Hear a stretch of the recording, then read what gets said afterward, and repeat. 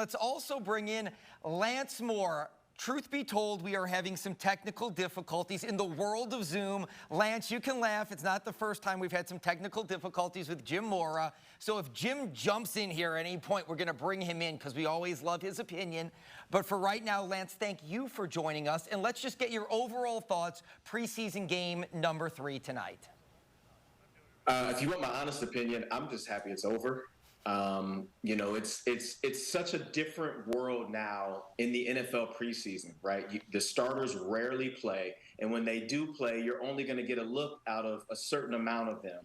But on the other side of that, right, there's a 90-man roster, and that gives the young guys opportunity to make some plays out there and maybe solidify themselves on the roster or the practice squad or on somebody else's roster, like Jameis alluded to. All the teams are watching these guys. It was great to see Jimmy Graham making plays again, like we knew that he could do.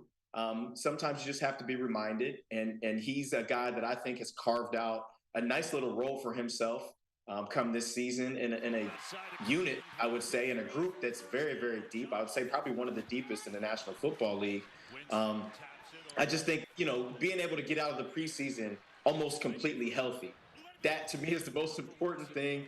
Some young guys made some flashes today, but honestly, I'm ready to move on to the regular season. Honestly, there's going to be a ton of moves that had to be made, obviously, with the roster. But for me, I'm thinking about week 1. I'm thinking about the Titans, and whoever is on this roster better be ready to roll because there's big expectations come 2023. All right, Lance, Kendall has a specific question for you, but before we get to that specific question about the position you played, Sharif, I want your quick thoughts on tonight's game, what you liked and didn't like. Well, I like that it ended very well. It's over. Like Diane said, this whole preseason is finally over. I'm ready to get to the games. What I liked, Brian Brzee, Isaiah Foskey, seeing Jimmy Graham box somebody out in the end zone, also making that great 25-yard catch going up over Harris to make that, you know, type of Jimmy Graham type of reception where he goes and pulls the ball away. A lot of good in this. Lucas Krull played some pretty nice snaps, but, you know, it's some bad. Like I said, Andrus Peat, he got beat a couple times on one series, and Peyton Turner, I thought he would do a little bit better against tight ends, just didn't have any effect on this game. But for the most part, I like what I saw from most of the rookies, which is a good sign as they move towards the regular season. All right, now, Lance, that question that Fletcher alluded to a second ago, you were an undrafted free agent trying to make a roster as a wide receiver. What have you seen from some of these young wide receivers for the Saints? Dontre Kirkland, Shaq Davis, and even drafted pick A.T. Perry. Any of them stick out to you more than the other?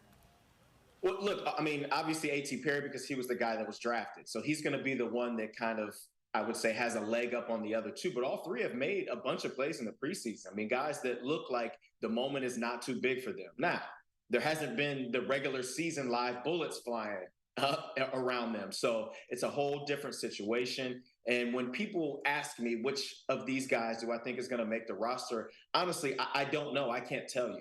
Generally, your first 3 receivers are going to be guys that kind of only play wide receiver. So wide receiver 4, 5, 6, and beyond, those guys are going to have to be able to play special teams. And which of those guys have played and made plays in these preseason games at special teams, I really don't know, which is why I still think that Tre'Quan Smith and Keith Kirkwood have a leg up on all of those young guys because they've played special teams in the league before. They've been successful at special teams, and they could be 4 core guys on special teams.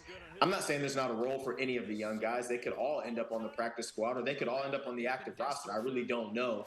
But I just think that when you're looking at who makes this active roster, I just think that the young guys will have a tougher time because they haven't really had the time to produce on special teams, and that's going to be paramount for guys who are not starting at the wide receiver position. All right, Lance, final question here before we let you go. We got to get out in about 30 seconds here. So you have 30 seconds. Sharif has about 15 seconds. Sorry, Sharif.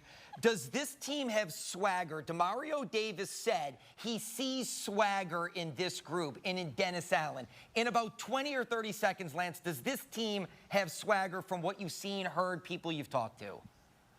They absolutely do. And it's not just from what I've heard. I was at practice last week on Tuesday, and I saw the swagger for myself. It looks like a unit that is ready to do some great things. And I think it starts with Derek Carr, obviously. There's continuity as far as the staff goes, there's continuity as far as the skill player goes. We've added I think, some really important pieces to give us some depth.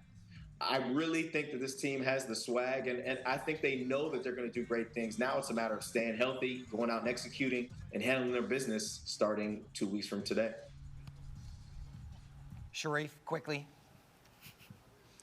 Yes, quiet confidence because of Derek Carr, Demario Davis, Cam Jordan. I think they're in good shape to at least win 10 games. All right. Thank you, Sharif. Short and sweet. Thank you very much. Lance, thank you very much. Still to come, more Saints. We go one-on-one